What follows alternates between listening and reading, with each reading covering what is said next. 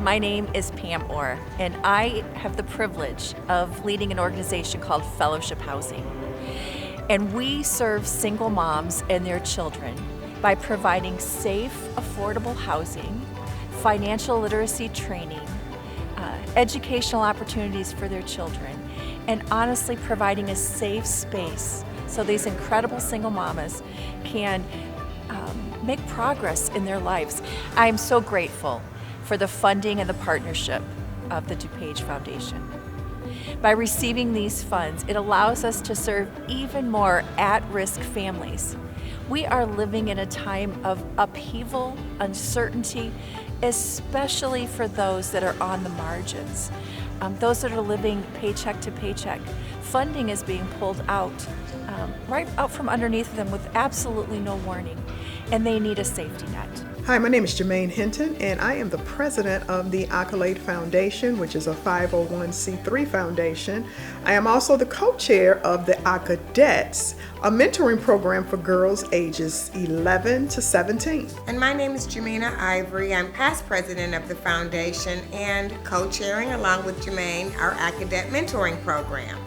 We had a food drive where our Cadets at their meeting on Saturday, we had thousands of dollars worth of food in addition to baskets, and we filled those baskets and we took them to an organization called Bridges Community to make sure that those people who were in transition between being homeless and trying to find food and shelter, that they had something to eat. I'm Dr. James E. Shannon. I'm the pastor here at People's Community Church. We have a pretty big footprint in the community, and that's our motto, is that we will help to heal hurting people in the community. And a lot of our ministries are out in the community, helping people in the community. Yeah, we received $6,500, and that was to expand our outreach. Being an ex-teacher, you can see so many kids coming to school that's not prepared, but we wanted to make sure that they were prepared to go back to school. We had over 500 people to come to our back-to-school picnic. My name is Robert Lee Johnson. I stay in Downers Grove, Illinois at the present moment, and it was time to renew my lease. But then they put a background check at my door, and I called to the office. I'm like, why do I have to do another background check? I live here. He was like, well, that's just procedures. So I did the background check, which I didn't think nothing of it because I never been convicted of anything. So he was like, well, it's showing on our background check that he has a felony. Have I been accused of something? Yes. But convicted? No. He didn't care. He was like, I want you out in 30 days.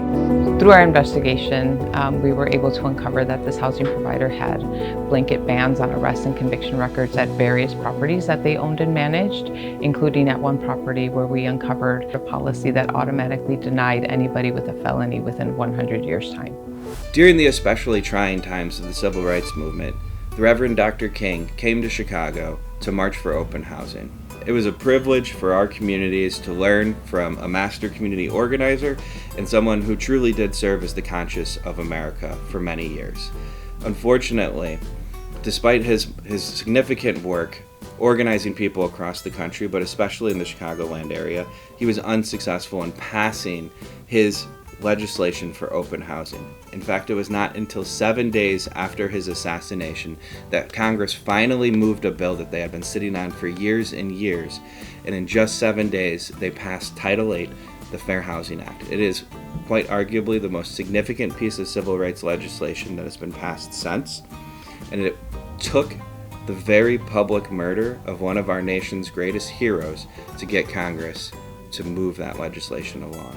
I hope that you will all join me today in recognizing the contributions of Dr. King, but also that we will all work together to promise one another and the generations to come that there will never be required such a great sacrifice for us to do what we simply should have been doing in the first place.